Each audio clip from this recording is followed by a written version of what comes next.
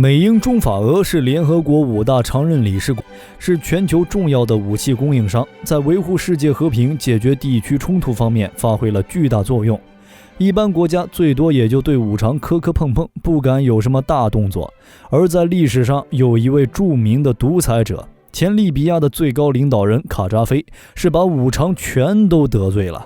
他还在联合国手撕联合国宪章，在英国首相面前放屁，并且在五常的地盘抨击五常的合法性。今天我们就来讲讲卡扎菲。如果喜欢本期视频的话，求观众老爷点一个小小的赞。这就开始我们的本期视频。卡扎菲出生于一个利比亚传统的部族家庭，全家靠租骆驼为生。在家庭的影响下，卡扎菲也成为了一个虔诚的穆斯林。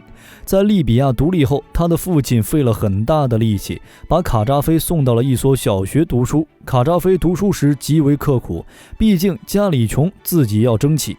在1963年，卡扎菲放弃了已经学习了2年的历史学，加入了保卫利比亚国王的部队西兰尼加卫队，带刀侍卫了，属于是。就是在这里，他进入到了利比亚皇家军事学院学习。在学校学习期间的卡扎菲虽然刻苦，但他对国家大事已经有了自己的想法。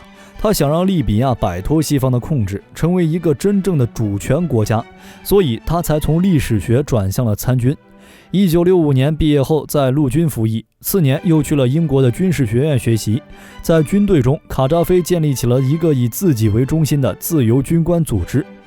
在1969年9月1日，一对老夫妇在广播里听到有人宣布推翻利比亚的伊德里斯国王。虽然说话的人没有讲明自己的身份，他们还是听出了那是自己的小儿子。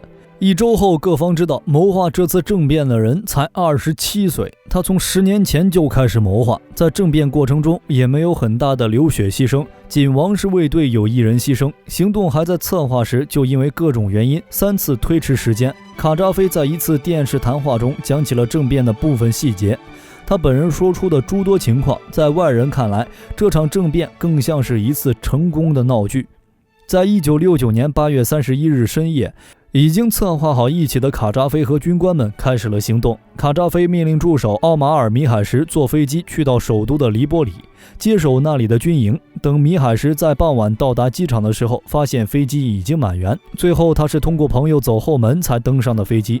到了地方后，他又找了辆出租车去到军营，结果下车的时候把子弹忘在了车上。而在班加西的卡扎菲也是怪事频出。按照他们计划，卡扎菲和2名军官要在凌晨1点接管在当地的贝卡军营和电台。在他们准备出发时，来了2个宪兵要他们帮忙修车。卡扎菲推脱了半天，才把2名宪兵打发走。这个时候，卡扎菲的一个同谋者走过来说，他们已经被发现了。卡扎菲觉得那就1不做2不休，必须不惜一切代价，勇敢地对付这个局面。这个是他的原话。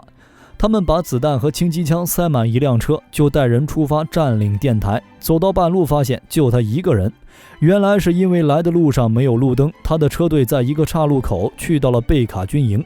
而负责占领的黎波里国家广播电台的军官在城内绕了几圈都没有找到电台，最后自己原路返回。负责接管的黎波里防空部队的军官指挥着600名士兵准备迎接一场血战，结果在行动时才发现自己就只有1050发子弹可以用，但他们想象中的血战也没有发生，没有受到任何抵抗就结束了。就这样，在误打误撞中，卡扎菲领导的军事政变成功了，令人啧舌。这次政变推翻了利比亚的伊德里斯王朝，建立起了阿拉伯利比亚共和国。卡扎菲出任革命委员会主席和部队总司令，并把自己的军衔晋升为上校。卡扎菲的9月政变虽然道路坎坷，但他还是成功了。这个时候的卡扎菲距离一个独裁者还有很大的距离，他只是想让国家在各方面摆脱西方的控制，但在国家老大的位置上待得久了，难免不会越来越昏。在刚开始执政的时候，他把美国设在利比亚军事基地拆除，把在利比亚的美军赶了回去。之后他又把西方在利比亚的石油利益部分收回，有了石油，利比亚的收入就不用担心了。卡扎菲利用石油收入改变了国内的教育、医疗等方面。为了改变国内缺水的困境，卡扎菲在利比亚南部钻取1300口超深井，然后建设长达2500公里的管道，将水输送到北部地区。这一工程耗资高达300亿美金。这段时间的利比亚人也过了一段不错的时光，也就过了一段时间。卡扎菲在尝到权力带来的好处后愈发的沉迷，他开始变得独裁，只要是反对自己的和自己有不同想法的全部干掉，即使是跑到国外还是会被卡扎菲派去的人干掉。通过军事政变上台的卡扎菲本人也害怕自己哪天会成为枪下亡魂，于是他渐渐地把国家政治变成了家族政治。利比亚的各个重要领导人都变成了卡扎菲的亲信和亲戚，这样一个家族统治的国家，腐败肯定是不会少的。卡扎菲可能一直以为百姓只要吃饱穿暖就行了，自己给他们提供了各种各样的免费措施，他们应该对自己感恩戴德。为什么会出现那么多反对自己的人？如果只是吃喝的话，那人活着还有什么意思？人最重要的还是实现自己的价值。在外交方面，卡扎菲可以说是很大胆，但有些肆意妄为。在他手上没有强有力的武器时，他居然敢在五常面前反复横跳。这样可以的吧？怎么样呢？我又跳出来了，我又站回去了。怎么样？亲苏的卡扎菲在赶走美国大兵后，苏联马上就派人入驻利比亚收缴石油资源。卡扎菲因此和苏联签订死武器销售协议。苏联的想法很简单，就是以利比亚为桥头堡对抗英美，在利比亚建立军事基地，能够保证苏联军队在地中海的航行，而且利比亚每年还要给苏联保护费，何乐而不为？本来在苏联的庇护下，卡扎菲只要本分，欧美就不会怎么干掉他。1979年，利比亚爆发了2000名利比亚人为支持伊朗扣留美驻伊大使馆人员为人质的行动，随后利美双方相互撤管，美利关系进一步恶化。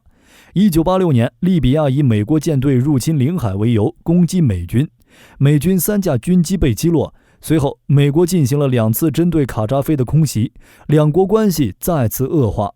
1988年12月，苏格兰小镇洛克比上空的空难，卡扎菲承认是利比亚人干的，但不承认是他指使的。美国也拿不出证据，就把这件事交给了联合国处理。而在苏联解体后，卡扎菲知道大爹没了，不能再和美英搞不愉快了，就通过嘴炮俄罗斯和中国向美国表忠心。在1999年，卡扎菲同意将空难的疑犯引渡荷兰受审，联合国才把利比亚的制裁取消。卡扎菲清楚自己把五常都惹过，说不定哪天就会找自己算账，于是他大力推动非洲联盟成立。在200多位酋长的加冕下，他成为了非洲的万王之王。这件事动了法国的蛋糕。众所周知，法兰西的正统在非洲，非洲那是法国的非洲。于是在2011年，法国总统萨科齐为了连任，决定拿卡扎菲开刀。这还只是一部分在大国面前的。2009年在联合国演讲的时候，本来规定15分钟，卡扎菲硬是搞了30分钟。讲到兴起时，他手撕了联合国宪章。这么嚣张，不搞他搞谁？我又跳出来了，打我啊，笨蛋！那么大家对卡扎菲有什么看法呢？欢迎在下面的评论区留言。好了，今天的视频就到这里了。想了解更多，记得点个关注。下期视频我们不见不散。